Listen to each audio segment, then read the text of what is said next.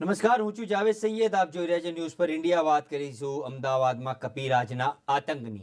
વસ્ત્રાલમાં કપિરાજનો ફરી આતંક સામે આવ્યો છે. માધવ ફાર્મા પાછળની સોસાયટીઓમાં આતંક કપિરાજે 3 લોકોને એક જ દિવસમાં ટાર્ગેટ બનાવ્યો હતો અને મહિલા અને બાળકોને બચકા ભરી નાસી ગયો હતો. સોસાયટીના સીસીટીવીમાં કપિરાજનો આતંક દેખાયો હતો. કપિરાજના ત્રાસથી આસપાસના લોકોમાં ભયનો માહોલ છે અને લોકો ઘરની બહાર નીકળતા ડરી રહ્યા છે. અગાઉ પણ 7 વ્યક્તિઓને કપિરાજે બચકા ભર્યા હતા. મહત્વની બાબત છે કે શહેરના છેવાડે આવેલા વિસ્તારોમાં વસ્ત્રાલમાં અવારનવાર કપિરાજના જે આતંક છે તે સામે આવે છે. દ્રશ્યોમાં સીધા આપ જોઈ શકો છો કે એક જે વ્યક્તિ જે મહિલા છે જે તેના પાછળ કપિરાજે બચકા ભર્યા હતા. સમગ્ર ઘટના સીસીટીવીમાં કેદ થઈ ગઈ હતી.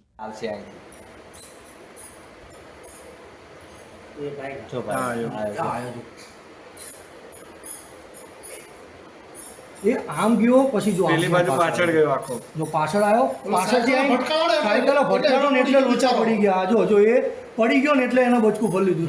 નહીં તો ના ભરે. જો કેવું બચકું ભરી લીધું, પણ એક જ સેકન્ડમાં જો 2 બચકામાં તો એક પેલા પગે ને એક પેલા પગે પછી પેલો ભાગ્યો.